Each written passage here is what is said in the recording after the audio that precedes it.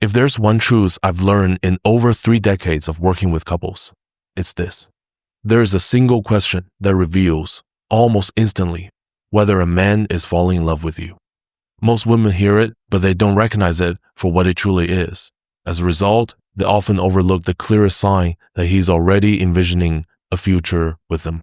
Today, I want to show you something that will completely transform how you interpret the behavior of men. When a man begins to fall in love, something profound happens in his brain. He undergoes a real neurological shift. He stops living solely in the present and begins a process I call future emotional projection. And this change doesn't stay hidden. It shows up through specific questions. Subtle, but incredibly revealing ones. In fact, there are 3 questions that no man asks by accident. If he's asking them, something deep is stirring within him, something far more powerful than fleeting attraction. Let me explain what I've seen, time and again, in my years of work with thousands of individuals and couples. There is a measurable neurological difference between a man who is simply physically attracted to someone and one who is forming a genuine emotional bond. When attraction is purely physical, the parts of the brain tied to instant reward, the limbic system, and other pleasure centers light up. These regions are about immediacy, gratification, and sensory pleasure. Meanwhile, his prefrontal cortex, the part of the brain responsible for logic, planning, and long-term thinking, remains mostly quiet. This is what I call the present mode brain. He's thinking about tonight's dinner, this weekend's plans, the next moment of intimacy, not much beyond that. But when a man begins to fall in love, everything changes. His prefrontal cortex begins to engage in a completely different way. Now, he's not just thinking about tonight, he's projecting into the future. He starts to picture scenarios, decisions, and dreams that include you. This is where we see future emotional projection emerge, and it becomes visible through the kinds of questions he asks. You see, the male brain in love doesn't just seek connection, it seeks information. Information it needs to build what psychologists call relational cognitive maps. These maps help him imagine not just who you are now, but who you could become together. But here's a catch. Most women miss the significance of these questions. They hear them, but only at the surface level, like listening to a symphony and noticing only the drums, while missing the layers of strings, woodwinds, and harmony underneath. The deeper emotional and neurological meaning is often lost. And this is where so many promising relationships falter. Because women who do learn to recognize and respond to these questions appropriately, those are the women who tend to experience longer, deeper, and more emotionally fulfilling connections. Why? Because these questions are not idle curiosity. They're the male brain's unconscious way of evaluating long-term compatibility emotionally, intellectually, and practically. Let's take the first one. It might sound like something from a job interview. Where do you see yourself in 5 years? And here's the first big mistake most women make. They assume it's casual, maybe even a filler question, something he asked to keep the conversation going. But let me be clear, that question is neither casual nor insignificant. When a man asks where you see yourself in 5 years, it's one of the clearest signs that his brain is now operating in shared future mode. He's not making small talk. He's subconsciously asking, is there room for me in that vision? Can our paths align? Could I build a life with someone like you? He's no longer thinking just about today. He's exploring the possibility of tomorrow. He's evaluating long-term emotional and life compatibility, often in ways he doesn't even fully realize himself. Let me explain the deeper psychology behind this. When a man is falling in love, his brain begins to construct what we call shared future maps. It's an unconscious yet powerful process. His mind starts projecting future scenarios and you're in them. He may not consciously say it, but he's asking himself, where could this go? What might we build together? You see, a man can't allow himself to invest emotionally without at least some internal sense of direction. It's as if his brain requires a kind of emotional insurance, a subtle reassurance that there's potential, that there's alignment, that he won't be walking this path alone. That seemingly simple question, where do you see yourself in 5 years, reflects something far deeper than casual curiosity. It's a signal that he's already mentally placing you in his future. He's beginning to imagine a life that includes the two of you building something meaningful together. Think of it like this. A man can have casual encounters for years without once asking a woman about her 5-year plan. Why? Because when it's purely physical attraction, the future is irrelevant. All that matters is the present moment, tonight, this weekend, this feeling. But when he's falling in love, something shifts. It's as if a neurological switch is flipped. Suddenly, he needs to know more than how you feel today. He needs to understand where you're headed, who you aspire to be, and whether your visions for the future are compatible. His brain simply won't let him ignore it. And here's something I've observed over and over again. The emotionally unavailable man lives entirely in the now. He's focused on weekend fun, momentary pleasure, instant gratification. He won't ask about your goals or dreams because he doesn't see himself in your future and he doesn't want you in his. But the man who's falling in love, he needs to know if you share the same core values, if your long-term goals align, if you're building towards something with intention. He wants to see if you have direction not just because it inspires him, but because it shows him you're someone he could grow and evolve with. Let me tell you something I've learned after working with couples for more than 30 years. A mature man doesn't ask about your future unless he's seriously considering being part of it. And when he does ask, he's doing something deeply vulnerable, whether he realizes it or not. He's revealing his hope, his curiosity, his emotional investment. He's silently asking, I'm starting to imagine a future that includes you. Are you imagining something similar? And here's where your response matters more than you might think. If you answer vaguely, I don't really know, I'm just taking life as it comes, or we'll see what happens, you're unintentionally signaling emotional disconnection. You're telling him you're not thinking in terms of future alignment, that you may not be ready to meet him on that level. But if you answer with clarity, with authenticity, if you share your goals, your values, your vision, then something powerful happens. You validate his emotional projection. You show him that he's not alone in thinking long-term. And that strengthens the emotional bond in ways that words alone cannot express. Now, let's talk about the second question one that requires even more emotional courage from him. What do you feel for me? Most women don't realize just how significant this question is, or how much trust it takes for a man to ask it. Because for a man to directly inquire about your feelings is to expose a part of himself he spent his whole life being taught to protect. Let's step back for a moment and look at the psychology behind this. From a very young age, men are conditioned to shield their emotions. They're taught to be tough, composed, in control. Boys don't cry, man up, don't be so sensitive. These messages are woven into the fabric of their upbringing. And over time, this creates what I call male emotional armor, a set of psychological defenses designed to guard their most vulnerable parts. So when the man asks you, what do you feel for me? He is doing something extraordinary.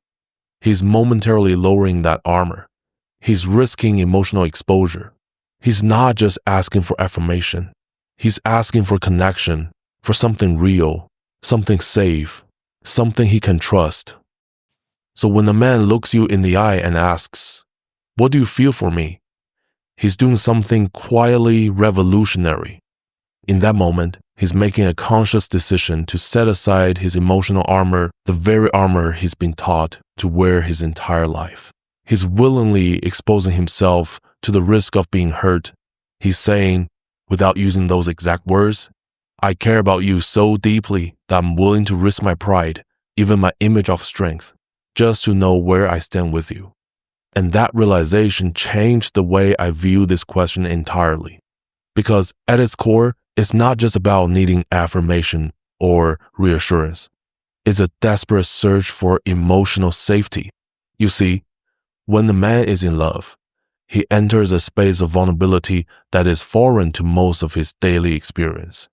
In his professional life, on the playing field, even in many friendships, he can maintain control, emotional distance, composure, predictability, but love doesn't allow for that. Love dismantles those walls. It pulls him into a space where he no longer has full control over how he feels or how deeply he feels it.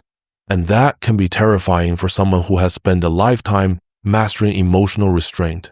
So when he asks you what you feel for him, it's not just a question, it's a moment of courage. He's not looking for poetic words or perfect answers. He's looking for grounding, for emotional honesty, for something to hold on to in the uncertainty of falling in love. And how you respond in that moment matters more than you might ever realize. But when a man is truly in love, that sense of emotional control begins to vanish. He can no longer compartmentalize his feelings or maintain a safe distance. Suddenly, his emotional well-being feels tethered to someone else. And for a man who spent much of his life being emotionally self-sufficient, that can be deeply unsettling. He needs to know that he's not alone in this. He needs to know that he's not pouring his heart into something one-sided. He needs the reassurance that the connection he feels powerful, transformative, and at times overwhelming is mutual. Because here's something I've witnessed time and again in my practice. When a man truly falls in love, he enters a space of vulnerability so unfamiliar, it can feel like emotional freefall. And yes, that vulnerability scares him. It strips away the carefully constructed armor he's worn for years. It forces him to confront a new reality, that his heart now lives, at least in part, in someone else's hands. So when he asks you, "What do you feel for me?" it's not a casual inquiry. It's a request for emotional safety. It's his way of saying, if you're feeling what I'm feeling, then I can keep opening up. I can keep giving more of myself. But I need to know. I need something real to hold on to. It's crucial to understand. When a man asks this question, he's in the moment of maximum emotional exposure. He's offering you his unguarded self. He's placing his heart in your hands and silently praying you'll treat it with care.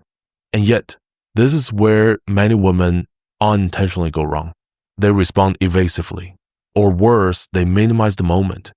They say things like, "I like you," or "everything's fine." Neutral answers, safe answers, but not the ones he's yearning for. These responses don't soothe his vulnerability. They don't meet him where he is emotionally. Instead, they can leave him feeling uncertain or even foolish for having opened up in the first place. And then, there are those who misread this moment entirely, who mistake his vulnerability for weakness. They recoil, withdraw, or even lose respect for him. But what they fail to see is this. What they're witnessing is not weakness. It is the purest expression of emotional strength a man can offer. Because let me tell you something fundamental, something I've seen proven over a decade. A weak man will never ask you what you feel for him. A weak man avoids that conversation like the plague. Why? Because he cannot bear the risk of rejection. He cannot withstand the weight of uncertainty. He lacks the inner stability to hear an answer that might shake him. Only a man who is emotionally mature, only a man grounded in his own strength dares to ask that question. Because only a strong man has the courage to open his heart, knowing full well that the answer could hurt and still wanting the truth. Those of you who have lived through mature relationships know this truth.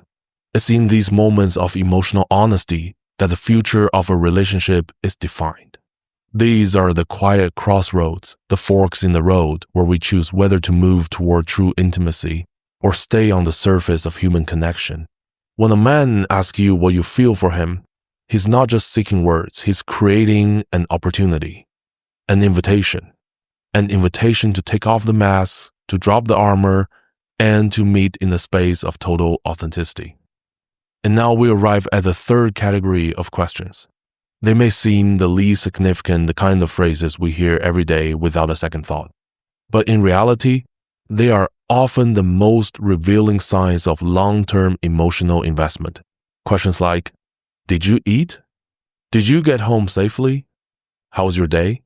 On the surface, they appear to be basic courtesies, polite habits, small talk, social niceties. But after years of observing male behavior in the context of love, I can tell you with certainty, these small repeated questions are actually expressions of something much deeper. They are manifestations of what I call persistent emotional care. Let me explain. When a man begins to ask you these questions regularly, something remarkable is happening beneath the surface. He's telling you without grand declarations that you're on his mind when you're not there. That your physical safety and emotional well-being have found a permanent place in his daily consciousness. And this is no small thing, because neurologically speaking, men tend to compartmentalize more than women. They separate areas of their lives, work, family, relationships, hobbies, each into its own distinct mental drawer. This allows them to give focused attention to one domain without being constantly pulled by the others. So when a man steps out of that natural compartmentalization to ask about your day, when he pauses in the middle of a workday to wonder if you've eaten, when he checks in to make sure you got home safely, he's showing you something profound. You're no longer in a drawer. You're everywhere. You've moved beyond the mental boxes and now occupy a space that is always active, always present, no matter what else he's doing. Think of it this way. He might be deep in a high-stakes meeting, but part of his mind is with you hoping you're safe.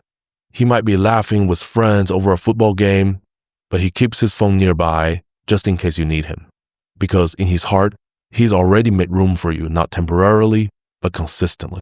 Here's what experience has taught me. Men love primarily through actions, not words. Whereas women often express love through verbal affection, men demonstrate love through protection, consistency, and care. So when he asks, "Did you eat?" he's not just being polite. He's checking on your well-being. He's expressing his need to know you're nourishing yourself, that you're okay. When he asks, "Did you get home safely?" he's not just making conversation. He's revealing that your safety is a real concern for him, something that unsettles him until he knows you're safe. And when he asks, "How was your day?" he's reaching into your emotional world. He wants to connect with a part of you he didn't get to experience firsthand. He wants to be present in the parts of your life he can't physically share. And here's the part I urge you not to overlook. I've seen remarkable, intelligent, emotionally attuned women miss these signs entirely. They interpreted these moments as routine politeness, as shallow or mechanical. But what they were actually witnessing was a man's heart quietly opening. These small acts are not small at all. They are emotional anchors. They are love, expressed not in grand romantic gestures, but in the steady rhythm of daily care. So the next time he asks, "Did you eat?" or "How are you feeling?" pause. Don't just hear the words. Listen for what they truly mean. Because those are not throwaway questions. They are signs that love is no longer just an emotion. It's becoming a habit. Some women even grow irritated by these consistent, caring questions, misinterpreting them as signs of control or possessiveness. But in truth, they are often something far more tender, expressions of love in development. The difference lies in tone and intention.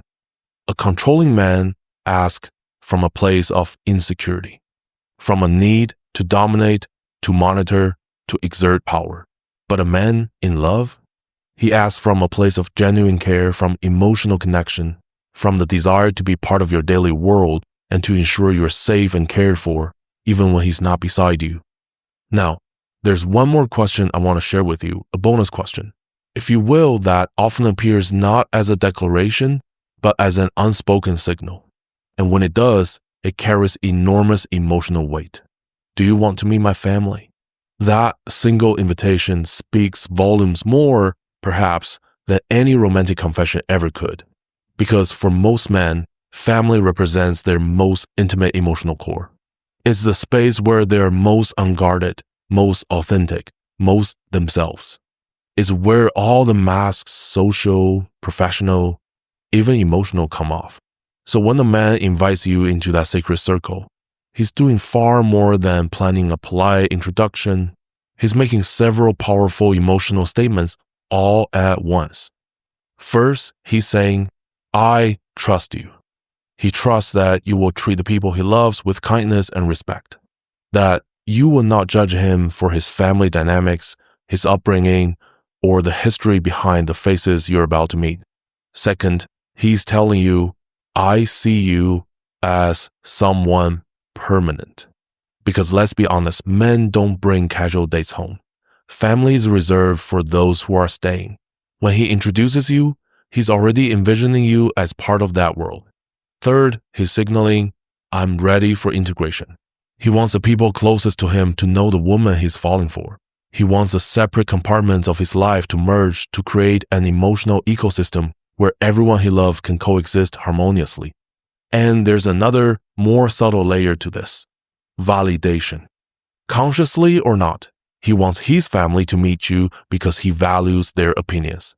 He's seeking quiet confirmation that the people who know him best also see what he sees in you, that they approve, that he's chosen well. In my practice, I've seen this scenario play out countless times. A man can engage in casual relationships, even long-term physical relationships, without ever once introducing a woman to his family. Not because he's hiding something, but because he hasn't yet felt something deep enough to warrant that level of integration. But when he's in love, he wants coherence. He wants his life to feel emotionally whole. And part of that wholeness means this: the people I love should know each other. So after everything we've explored, all these quiet, revealing questions, I want to leave you with a final reflection. One that could profoundly change the way you interpret men and relationships. Not every man who compliments you, spends time with you, or even shows physical affection is falling in love. Many men can be charming, attentive, and affectionate without ever making a deeper emotional investment. But the man who consistently asks these questions, the ones rooted in future thinking, emotional safety, daily care, is doing something different. He is building emotional bridges. Consciously or not, he is inviting you into his inner world. He is reshaping the way his brain processes your presence. You're no longer just attractive. You're no longer just interesting. You've become someone his unconscious mind is imagining a future with. And here's the truth I need you to hear. How you respond to those questions matters. Your response can strengthen those bridges or quietly dismantle them. Let me be brutally honest. I've seen too many intelligent, beautiful, deeply valuable women lose real, lasting connections, not because they weren't loved, but because they didn't recognize these critical moments for what they were. They responded from fear, from distrust, from old wounds, or a simple lack of understanding. They didn't realize they were standing at the doorway of something profound. And instead of stepping through it, they walked away. I completely understand. After being hurt in past relationships, it's only natural to protect yourself, to give vague answers, to keep a safe emotional distance. It's a defense mechanism, and it's deeply human. You've learned to shield your heart, to guard your softness. And who could blame you? But here's the cruel paradox of mature love. The very moment when you most need to open up is also when you're most afraid to. Those moments, the ones that make your heart race with uncertainty, are precisely where the deepest and most enduring connections are forged. They are the emotional crossroads. They are the quiet seconds where two people either lean into something real or quietly retreat back to the surface. Authenticity, emotional reciprocity, genuine presence. These are the currencies of real love. And these are exactly what's required when he asks those questions, the ones that seem simple but carry the weight of something much greater. So when he asks you, where do you see yourself in 5 years? Don't say what you think he wants to hear. Don't curate your response to be impressive or agreeable. Give him your truth. Share your real dreams, your raw hopes, your fears about the future too. Because if he's falling in love with you, he doesn't want the edited version. He wants you.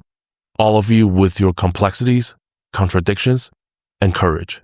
When he asks, what do you feel for me? Don't minimize and don't perform. If you feel something real, name it. And if you're still unsure, be honest enough to say, I'm still discovering what this is, but I value it deeply.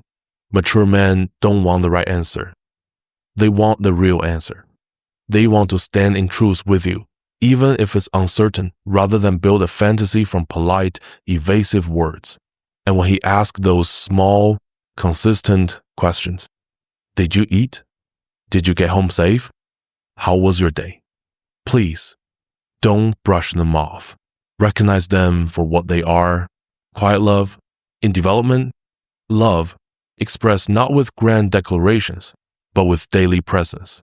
Respond with genuine gratitude. Let him know you feel his care. But more importantly, reciprocate. Ask him about his day. Check in on his well-being. Show him that he, too, is living in your mind when you're apart. Because love is not just received, it is returned. Let me be brutally honest with you. If he's showing up with emotional honesty and you're not ready or willing to meet him there, if you deflect, downplay, or distance yourself instead of reciprocating that vulnerability, you may miss the chance to build something real and lasting. And this is especially crucial for mature women, because at this stage in your life, you no longer have the time or the energy for emotional games. You've lived long enough to know the difference between fleeting attraction and genuine connection. You deserve the kind of love that is grounded in truth, not fantasy. And more importantly, you are capable of recognizing it when it appears. But here's the part many forget. You also have the responsibility to respond to that love with equal authenticity, presence, and courage. These questions, they are the signs. They are love's knock at the door, not with background music or dramatic gestures, but with sincere curiosity, quiet care, and an honest desire to know the real you. So when he asks you where you see yourself in 5 years, realize what he's truly saying. Because I've already started seeing you in mine. It arrives in the man who has the courage to ask you what you feel for him, not because he needs reassurance, but because he's ready to hear your truth, whatever it may be. It arrives in the man who gently asks if you've eaten, because your well-being has become a part of his. And now, after everything we've explored, there's one final question that matters most. Are you ready to recognize love when it shows up this way? Are you prepared to respond with the same vulnerability, the same authenticity? Take a deep, reflective pause. Because here's the truth I've learned after decades of working with couples. Mature love is not an emotion that simply happens. It is a conscious choice, a decision two people make again and again. It's the decision to remain open when it would be easier to shut down. The decision to speak honestly when it would be safer to stay polite.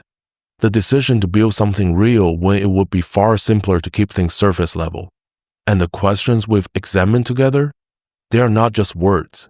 They are invitations.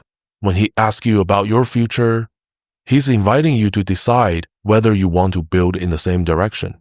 When he asks you what you feel for him, he's inviting you to choose emotional honesty, to take the risk of vulnerability together. When he asks about your day, he's inviting you to let him in, to allow mutual care, consistent presence, and emotional intimacy. Because mature love doesn't arrive with fireworks or cinematic declarations.